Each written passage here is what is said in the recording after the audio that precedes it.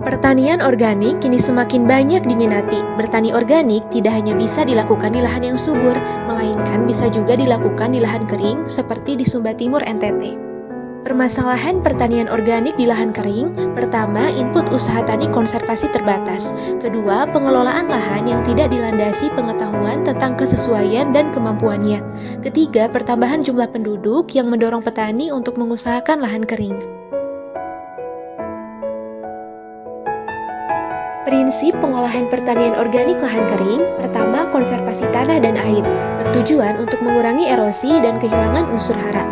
Kedua, pengelolaan kesuburan tanah dengan pemupukan organik dan pemeliharaan sifat fisik tanah. Ketiga, pemilihan jenis tanaman yang tepat.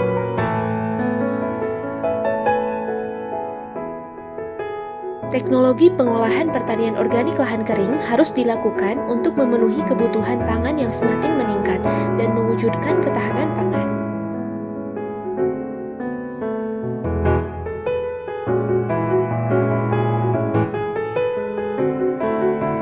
Teknik pengolahan lahan kering bisa dilakukan dengan pengembangan kolam penampung air, penataan distribusi air, sistem perbenihan, pengendalian erosi tanah secara mekanik dan vegetatif, penggunaan mulsa, pengaruh pupuk kandang, sampah organik, dan kompos.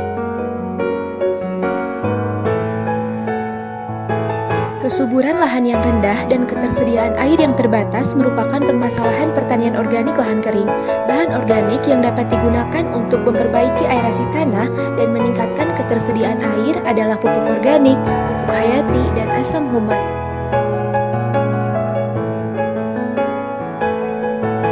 Pupuk organik adalah pupuk yang berasal dari tanaman atau hewan yang terdiri atas bahan organik. Pupuk organik berupa kompos dan pupuk kandang sudah biasa digunakan petani untuk memperbaiki produktivitas tanah.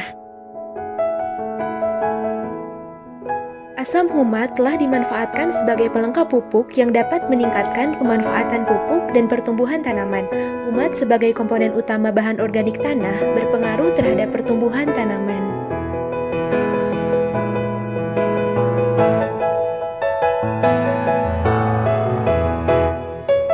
Ciri khas daerah lahan kering ialah rendahnya curah hujan yang mengakibatkan ketersediaan air untuk irigasi sangat terbatas. Penggunaan sistem irigasi yang tepat bergantung pada kondisi topografi tiap lahan.